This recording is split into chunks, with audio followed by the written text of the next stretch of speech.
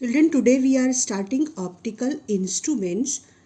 हमारी आँखों की दो लिमिटेशंस होती हैं जिसकी वजह से हम बहुत छोटी चीज़ों को या बहुत दूर की चीज़ों को ठीक से नहीं देख पाते। पहली लिमिटेशन क्या है कि जो हमारी आई का स्ट्रक्चर है उसमें distance between lens and retina जहाँ पर इमेज बनती है वो फिक्स होता है। ठीक, तो अब अगर ऑब्जेक्ट अपनी पोजीशन चेंज करता है, वो बहुत पास है या वो बहुत दूर है, तो यू बदलने पर वी नहीं बदल सकता। तो जो सिलियरी मसल्स हैं आँखों की, वो इस लेंस की थिकनेस को, इसके कर्वेचर को चेंज करके इसकी फोकल लेंथ चेंज करती है, जिससे इसकी पावर चेंज हो।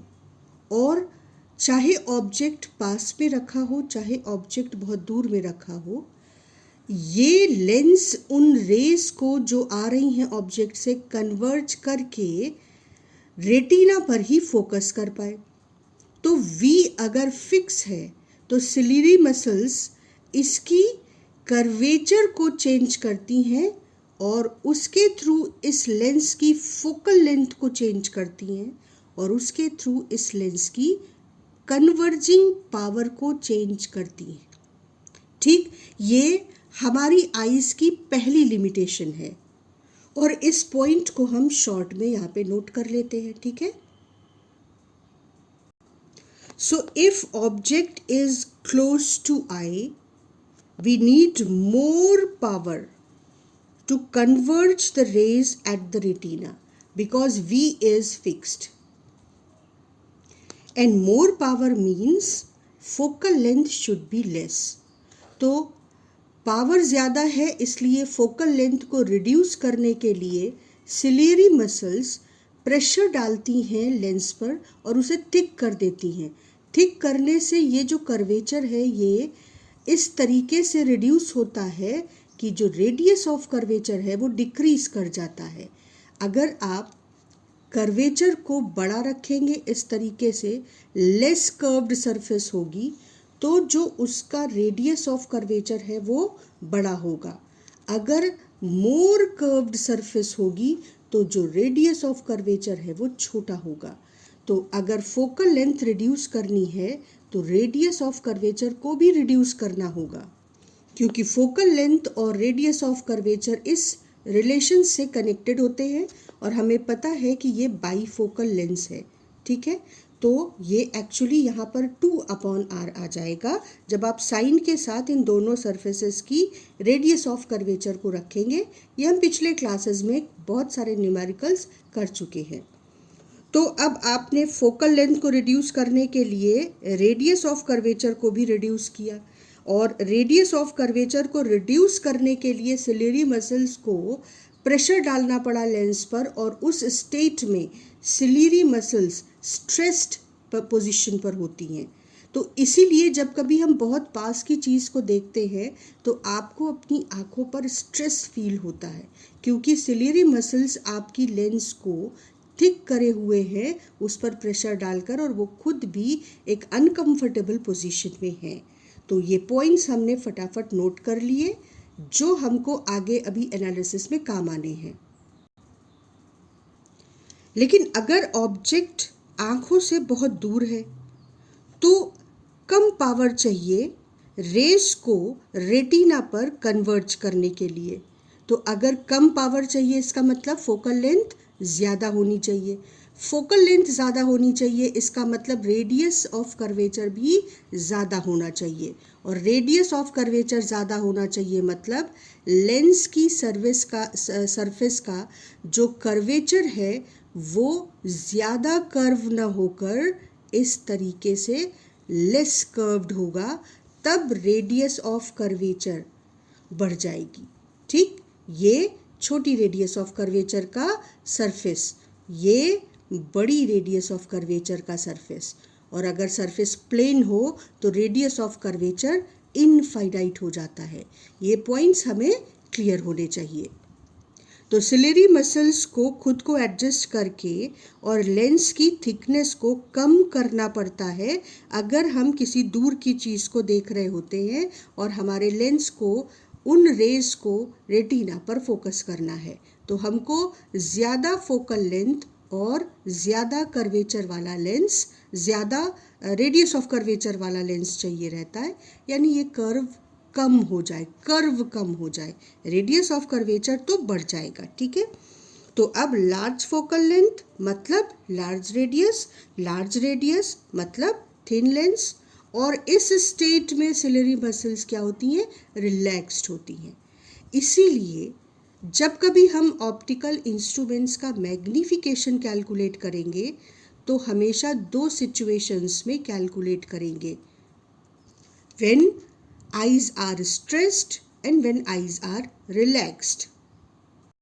So finally we will conclude that if eyes are stressed while viewing any close object, eyes are relaxed while object is at a large distance.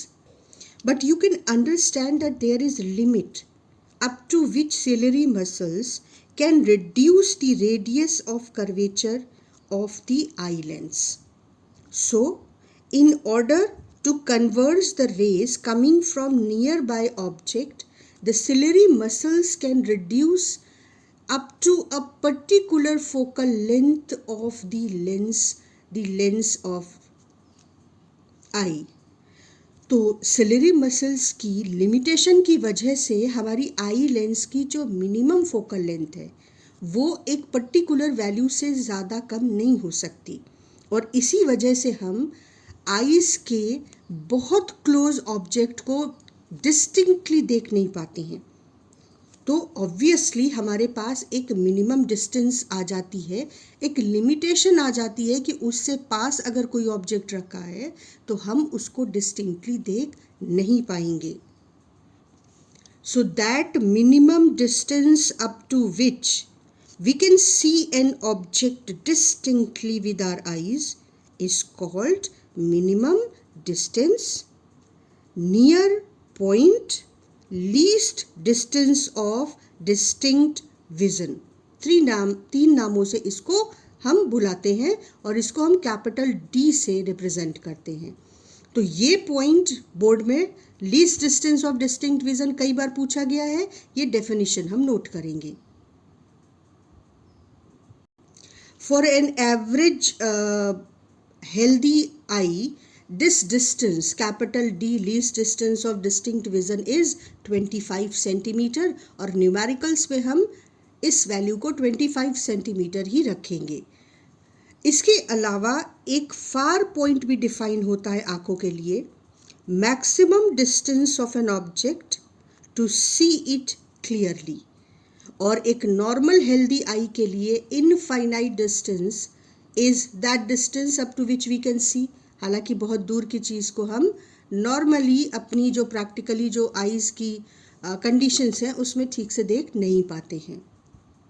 तो second conclusion हम इस discussion से क्या लेंगे, that we can not see an object if it is at a distance less than least distance of distinct vision which for a normal healthy eye is 25 centimetre. इससे पास अगर कोई object रखा है तो हम उसे डिस्टिंक्टली देख नहीं पाएंगे। तो बच्चों, हमारे आँखों की पहली लिमिटेशन क्या हो गई कि अगर कोई ऑब्जेक्ट 25 सेंटीमीटर से पास हमारी आँखों के रखा हुआ है तो least distance of distinct vision से पास रखी चीज़ को हम क्लियरली देख नहीं सकते। दूसरी लिमिटेशन क्या है हमारी आँखों की, we can see an object distinctly when angle made by the object on our eyes is greater than 1 minute. इससे छोटा एंगल अगर कोई ऑब्जेक्ट बना रहा है, चाहे वो बहुत दूर है इस वजह से एंगल आंखों पे बहुत छोटा बन रहा है, चाहे वो बहुत छोटा है इस वजह से आंखों पे एंगल बहुत छोटा बन रहा है, पर फिर हम उसे डिस्टिंक्टली नहीं देख सकते।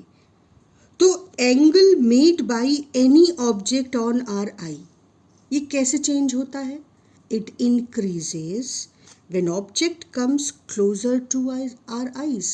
ठीक, तो बहुत दूर अगर कोई चीज़ रखी हुई है तो उसके एंगल को बढ़ाने के लिए अगर हम उस चीज़ को थोड़ा पास ले आए तो वो एंगल जो आंखों पे बना रहा है वो बढ़ता है। लेकिन we cannot bring that object at a distance closer than least distance of distinct vision।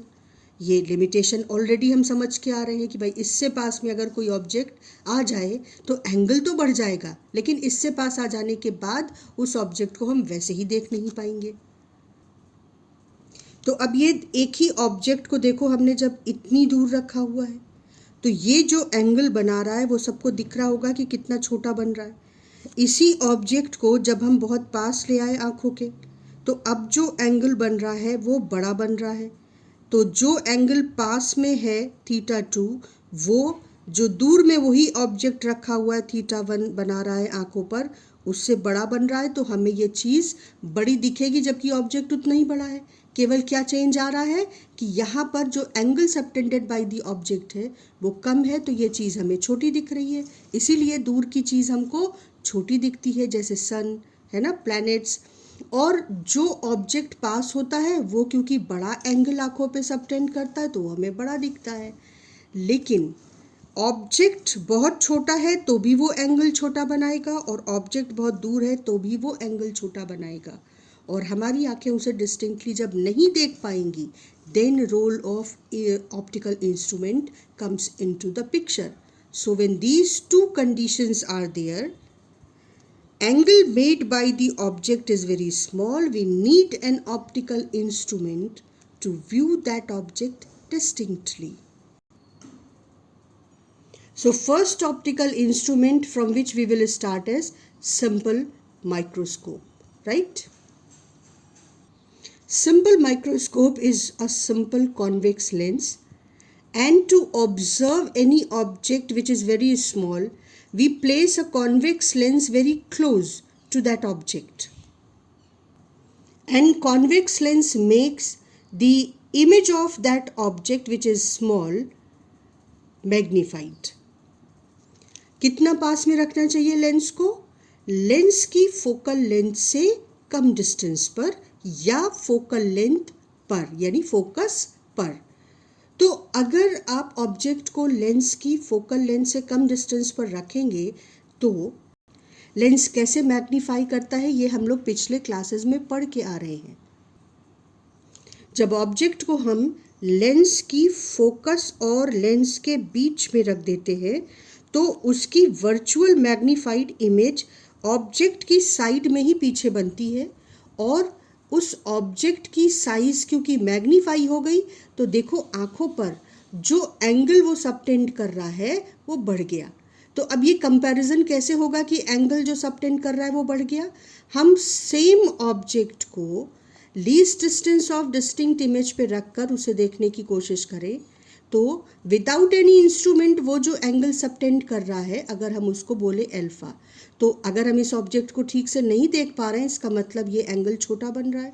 जब हमने ऑप्टिकल इंस्ट्रूमेंट यानी कॉन्वेक्स लेंस की, जो कि कम फोकल लेंथ का था, उसकी हेल्प ली, आँखों को लेंस के बहुत नज़दीक रखते हैं। इसीलिए हम पोजीशन ऑफ लेंस और पोजीशन ऑफ आईज को एक मानकर चलते हैं कि जो लेंस पर सबटेंड हो रहा है एंगल वही आँखों पर हो रहा है। तो लेंस ने उस ऑब्जेक्ट की साइज को बड़ा कर दिया और इस तरीके से उसने हमारी आँखों पे बनने वाला एंगल बढ़ा दिया और वो ऑब्जेक्ट हमको ठीक से दिखाई देने लगा। तो अब यहाँ पर हमको magnification of simple microscope calculate करना है और ये बोर्ड में कई बार पूछा जाता है, तो ये डिस्कशन हम नोट करेंगे क्योंकि ये प्रोबेबल सवाल है बोर्ड के लिए। तो अब ध्यान से इन दोनों डायग्राम्स को हम देखेंगे। इस ऑब्जेक्ट की हाइट को हम h ऑफ o ऑब्जेक्ट ले रहे हैं और इसको हमने least distance of distinct vision पर बनाया है। फिर हमने इस ऑब्जेक्ट को थ्रू द लेंस देखा, तो इस ऑब्जेक्ट को लेंस की फोकस और लेंस के बीच में रखा है। दो पोजीशंस हैं जिस पर हम ऑब्जेक्ट को रख सकते हैं। इस डिस्कशन को ध्यान से सुनेंगे। एक पोजीशन है जब हम फोकस और लेंस के बीच में ऑब्जेक्ट को रखते हैं, और उसकी मैग्नीफाइड इमेज हमको least distance of distinct vision पर बनती है। आपको पता है कि मैग्नीफाइड इमेज बनेगी तो जितना पास बनेगी, angle subtended by the image on the eye, ये दो चीज़ों पर डिपेंड कर रहा है ना। देखो, एक तो कितना मैग्नीफाई हुई और एक कि वो पास है या दूर बनी है। तो पास बनेगी तो ये एंगल बड़ा बनेगा, अगर इसको हम दूर बनाएंगे तो ये एंगल छोटा बनेगा। लेकिन पास कितना बना सकते हैं हम इमेज को? डी से अगर ये जो डिस्टेंस है ये 25 सेंटीमीटर से कम हो गई तो हम ऑब्जेक्ट को किसी भी हालत में कितनी भी बड़ी इमेज बना दे, हम देख नहीं सकते। तो हमारी मजबूरी है कि हम किसी भी चीज़ की इमेज को डी से कम डिस्टेंस पर नहीं बना सकते।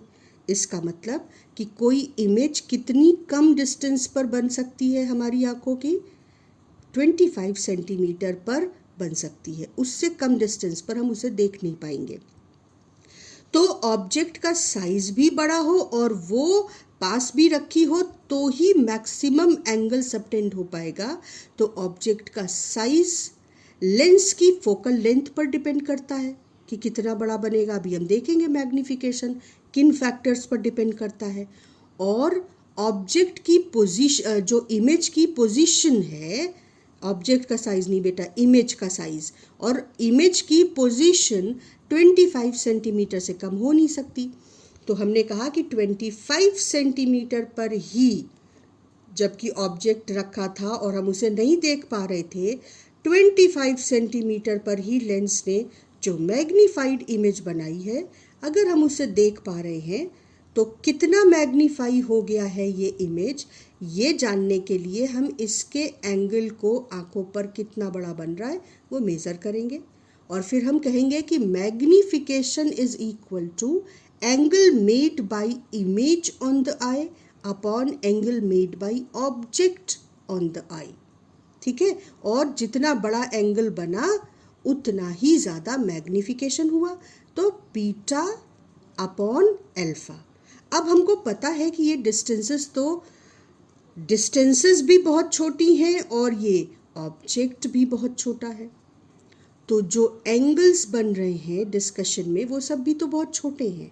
और अगर एंगल्स बहुत छोटे होते हैं तो हमको पता है कि angle, very small angle can be written as approximately equal to tan alpha. Alpha can be written as approximately equal to tan alpha and beta can be written as approximately equal to tan beta.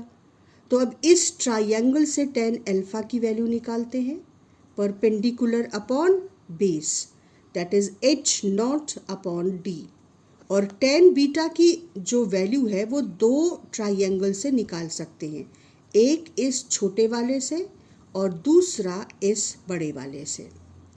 जो बड़ा वाला triangle है उससे अगर हम tan beta की value निकालें तो निकलेगी h of image upon capital D, और छोटे वाले से निकालें तो मिलेगी h नॉट अपॉन u, ये जो डिस्टेंस इसके और लेंस के बीच में है। तो दोनों ही वैल्यूज़ हम यहाँ पर लिख लेते हैं। तो ध्यान से देखेंगे, देखो अल्फा को हमने लिखा h नॉट अपॉन d और beta which is equal to tan beta is written as height of image upon d, height of image upon d, और दूसरी वैल्यू छोटे ट्राइंगल से height of object upon u। अब mathematics का कमाल आता है। मैग्नीफिकेशन क्या है? Angle made by image upon angle made by object when they are placed at same distance capital D on I। ठीक, तो tan beta upon tan alpha is magnification. अब अगर हम h naught upon d divided by h of image upon d, ये वाला formula use करें alpha और beta के लिए, तो देखो बीटा की वैल्यू हम tan बीटा की वैल्यू क्या लिख सकते हैं, h of image upon d, और अल्फा की वैल्यू क्या लिख सकते हैं, h of object upon d। दोनों वैल्यूज़ जब हम रखेंगे तो कैपिटल D कैंसिल हो जाएगा और मैग्नीफिकेशन का जो सिंपल फार्मूला हमको ऑलरेडी पता है, height of object upon height of image. Sorry height of image upon height of object, वो मिल जाएगा, है ना, ये डी कैंसिल हो जाएगा। तो एक तो ये फॉर्मूला है जो हमको पता है ऑलरेडी मैग्नीफिकेशन का, लेकिन हम इंटरेस्टेड हैं दूसरे फॉर्मूले में। जब हम tan बीटा की वैल्यू रखते हैं h of object upon u छोटे ट्रायंगल से, और अल्फ़ा की वैल्यू तो h of object upon d है, ये वैल्यू tan बीटा और tan अल्फ़ा की जगह रख देंगे तो देखो h ऑफ ऑब्जेक्ट कैंसिल हो जाएगा, ठीक है, h नॉट कैंसिल हो जाएगा, and we will have magnification equal to least distance of distinct vision upon u। ये है मेन फॉर्मूला। और इसका एक दूसरा फॉर्मेट है जो बहुत काम का है, वो कैसे मिलता है देखो। हमें पता है कॉन्वेक्स लेंस के लिए 1/f is equal to 1/v minus 1/u। अब v कितना है, -d, u कितना है, इसे u ही रहने देते हैं। ये दोनों वैल्यूज़ यहाँ पर रखी तो v की जगह -d और u की जगह -u रखेंगे, क्योंकि ये दोनों ही डिस्टेंस ऑप्टिकल सेंटर से इंसिडेंट रे के ऑपोजिट जाने पर मेज़र कर रहे हैं। तो -d और -u रखने पर इस फॉर्मूले का फॉर्म हो जाता है -1/d + 1/u। अब इस पूरी इक्वेशन को d से मल्टीप्लाई अगर हम कर दें तो देखो d/f इज इक्वल टू, यहाँ -1 रह जाएगा और ये हो जाएगा d/u। d/u मैग्नीफिकेशन के फॉर्मूले में है, तो d/u is actually equal to 1 + d/f, और ये बहुत काम का फॉर्मूला है। तो d/u की जगह हम 1 + d/f भी रख सकते हैं। तो मैग्नीफिकेशन ऑफ सिंपल माइक्रोस्कोप के एक्चुअली दो फॉर्मूले मिलते हैं, d/u और 1 + d/f। अब इन दोनों फॉर्मूले को बहुत ध्यान से एनालाइज करने की ज़रूरत है for questions which are reasoning based questions. तो पहला इंपॉर्टेंट पॉइंट हम ध्यान से समझेंगे। देखो बेटा, आप ऑब्जेक्ट को f पर भी रख सकते थे और ऑफ ऑब्जेक्ट को f और लेंस के बीच में भी रख सकते हैं। जब हम f और लेंस के बीच में रखते हैं तो हम इस डिस्टेंस u को एडजस्ट करते हैं, जिससे कि जो इमेज है वो मैग्नीफाइड और कैपिटल D यानी 25 सेंटीमीटर पे बने। तो ये है जब स्ट्रेस्ड आइज हैं, लेकिन इस पोजीशन पर जो इमेज है वो बड़ी भी है और इमेज लेंस के पास भी है, तो जो मैक्सिमम एंगल सबटेंड हो सकता है वो यही पोजीशन है, जब वो बड़ी भी है, मैग्नीफाइड भी है और लेंस के पास भी है। तो मैक्सिमम मैग्नीफिकेशन तब मिलता है जब इमेज D पर रखी हो, D पर बने मैग्नीफाइड, लेकिन उस समय हमारी आंखें क्या होंगी, स्ट्रेस्ड कंडीशन में होंगी, क्योंकि सिलेरी मसल्स को लेंस को पास रखे ऑब्जेक्ट की रेस को रेटिना पर फोकस करने के लिए मोटा करना होगा, फोकल लेंथ को कम करने के लिए, रेडियस ऑफ कर्वेचर को कम करने के लिए। तो हमने यहाँ पे नोट किया कि magnification through simple microscope is maximum when image is formed at least distance of distinct vision. जो मैग्नीफाइड इमेज है वो D पर बन रही है जब, ठीक। अब अगर ये फोकस पर बनती, ऑब्जेक्ट को फोकस पर ऑब्जेक्ट को रखा होता, तो हमें पता है कि इमेज कहाँ बनेगी, मैग्नीफाइड और इनफाइनाइट डिस्टेंस पर। आंखें किस कंडीशन में होंगी, रिलैक्स्ड। लेकिन मैग्नीफिकेशन हमको सबसे ज़्यादा उस वक्त नहीं मिलेगा, क्योंकि इमेज तो मैग्नीफाइड होगी लेकिन वो रखी तो दूर होगी, और दूर रखी जो ऑब्जेक्ट है उसका जो आंखों पे एंगल बनता है वो इस एंगल से छोटा होगा उस वक्त। तो हमने नोट किया यहाँ पर कि मैग्नीफिकेशन तो तब भी होगा जब ऑब्जेक्ट फोकस पर रखा हो, इमेज इनफाइनाइट डिस्टेंस पर हो, हमारी आंखें रिलैक्स्ड हों, लेकिन इस मैग्नीफिकेशन से वो मैग्नीफिकेशन कम होगा। हम वहाँ पे कॉम्प्रोमाइज़ करेंगे मैग्नीफिकेशन पर अगर हम आइज़ को रिलैक्स रखना चाहते हैं। तो magnification is minimum when image is formed at infinite distance, magnified image, ठीक है ना, और ऑब्जेक्ट कहाँ पर है, फोकस पर है। तो अब हम हमेशा हर इंस्ट्रूमेंट के लिए मैग्नीफिकेशन इन दो पोजीशंस पर, स्ट्रेस्ड आई और रिलैक्स्ड आई, उस पर मैग्नीफिकेशन को कैलकुलेट करेंगे। क्यों? क्योंकि हम मैक्सिमम पॉसिबल मैग्नीफिकेशन भी देखना चाहते हैं कि इंस्ट्रूमेंट से कितना मिलेगा, और मिनिमम पॉसिबल मैग्नीफिकेशन इंस्ट्रूमेंट से कितना मिलेगा। वो दोनों ही कंपेयर करते चलते हैं कि कहाँ हम मैग्नीफिकेशन को कॉम्प्रोमाइज़ करें और कहाँ हम आइज़ की रिलैक्स्ड या स्ट्रेस्ड स्टेट को सिलेक्ट करें। तो अब ये डेरिवेशन हम पूरा नोट करेंगे कि magnification of simple microscope can be calculated using the formula d upon u and can be calculated using the formula 1 plus d upon f। पर मैं फिर से कह रही हूँ कि ये बहुत बहुत इम्पॉर्टेंट फॉर्मूला है। इससे एक और चीज़ जो बहुत इम्पॉर्टेंट सवाल है उसका आंसर हमको मिलता है। क्वेश्चन पूछा जाता है कि सिंपल माइक्रोस्कोप के लिए जो लेंस कॉन्वेक्स यूज़ करते हैं वो किन प्रॉपर्टीज़ को रखना चाहिए, किन प्रॉपर्टीज़ को सेटिस्फाई करना चाहिए। तो अगर आप फोकल लेंथ ऑफ लेंस कम रखेंगे, you can see that if f is as small as possible, magnification will be high. So to increase magnification of simple microscope, we should have focal length of the convex lens as small as possible. इस point को आप note करके highlight करोगे। How can we increase magnification of simple microscope? By increasing the focal length of by decreasing the focal length of convex lens used। छोटी focal length का convex lens as a simple microscope use करेंगे। तो ये सारे points बहुत important हैं और इन्हें हम पॉइंट बाय पॉइंट समझकर नोट करेंगे। तो अब सिंपल माइक्रोस्कोप के लिए भी हम जो मैग्नीफिकेशन कैलकुलेट करेंगे वो मिनिमम और मैक्सिमम दोनों होगा। Maximum when eyes are stressed and final image is formed at least distance of distinct image, or minimum magnification when eyes are relaxed and the image is formed at infinite distance, that is object is placed at f। तो m is capital D upon u and m is 1 plus D upon f, और उसका जो derivation है वो हम समझ के आ रहे हैं। बस हमको ये पता होना चाहिए कि अगर क्वेश्चन है कि मैग्नीफिकेशन तब बताओ जब image least distance of distinct vision पर बन रहा है, तो ये दो फॉर्मूले मैग्नीफिकेशन के हमने पीछे अभी डिराइव किए हैं। ठीक, अब दूसरी सिचुएशन क्या है कि जब ऑब्जेक्ट f पर है और इमेज इनफाइनाइट डिस्टेंस पर है। तो देखो मैग्नीफिकेशन का फॉर्म कैसे चेंज होता है, इसको ध्यान से समझने वाली बात है। हमें पता है कि magnification is d upon u, ये जनरल फॉर्मूला है।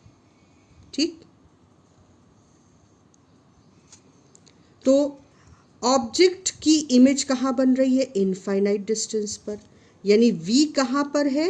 इनफाइनाइट डिस्टेंस पर। ऑब्जेक्ट कहाँ रखा हुआ है? फोकस पर, यानी u कितना है? -f है ना। इमेज इंसिडेंट रे से उल्टा जाएंगे हम u को मेज़र करने के लिए, तो -f। तो ये दोनों वैल्यूज़ हमने यहाँ पे रख दी कि v की जगह हमने इनफाइनाइट रख दिया और u की जगह पर हमने -u रख दिया, क्योंकि हमको पता है कि u की वैल्यू निगेटिव रखनी पड़ेगी, इंसिडेंट रे से ऑपोजिट जा रही है। अब अगर हम u की वैल्यू को f रख देंगे तो तुम्हें पता है कि u की वैल्यू f रख देने पर यहाँ पर ये तो 1/f कैंसिल हो जाएगा, तो उसका कोई सेंस नहीं बनता। तो u की वैल्यू को हम यहाँ रख नहीं रहे, सिर्फ -u रख रहे हैं। और उसके बाद फिर d से पूरे को मल्टीप्लाई किया, d अपॉन u की वैल्यू d अपॉन fi, और वो उठाकर यहाँ पे रख दिया। ये वो स्टेप्स हैं जो आप बोर्ड में इस डेरिवेशन को अगर पूछा जाए तो करेंगे। अदरवाइज आप डायरेक्टली u की वैल्यू यहाँ पर f लिख सकते हैं ना, क्योंकि आपको पता है कि u की वैल्यू f है और फोकस पे रखे हुए ऑब्जेक्ट की इमेज ही इनफाइनाइट डिस्टेंस पर बन रही है। पर ये मैथमेटिकल स्टेप्स बोर्ड के लिए ज़रूरी है, इसलिए यहाँ पर इस तरीके से रखकर d अपॉन u की वैल्यू यहाँ से निकाल कर यहाँ रख रहे हैं। ठीक, नहीं तो आप सीधे सीधे u की वैल्यू फोकल लेंथ f रख सकते हैं और आपको मैग्नीफिकेशन तब जबकि इमेज फाइनल इन्फिनिटी पर बन रही है d अपॉन f मिलेगी। तो दो कंडीशंस हो गई जो हमको याद रखनी है। Magnification is equal to D upon u, ये जनरल फॉर्मूला है, इसको ध्यान से समझ लेना है जिससे आपको पता रहे कि किस न्यूमेरिकल में आपको कौन सा फॉर्मूला और कौन सी वैल्यूज़ रखनी है। इसके बाद आपके पास दो चॉइसेस हैं। अगर image least distinct of distinct vision पर बन रही है तो मैग्नीफिकेशन की value 1 plus D upon F इससे मिलेगी, और अगर इमेज इनफाइनाइट डिस्टेंस पर है यानी रिलैक्स्ड आई की कंडीशन, तो मैग्नीफिकेशन आप कैलकुलेट करोगे डी अपॉन एफ से।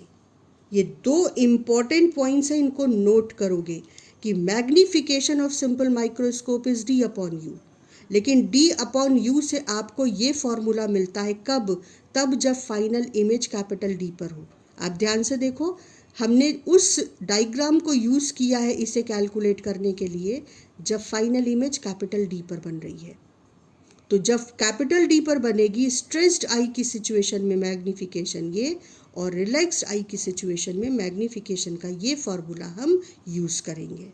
तो अगर ये कॉन्सेप्ट आपको समझ आ गए हैं तो हम माइक्रोस्कोप, कंपाउंड माइक्रोस्कोप और टेलीस्कोप दोनों को बहुत आसानी से समझ पाएंगे।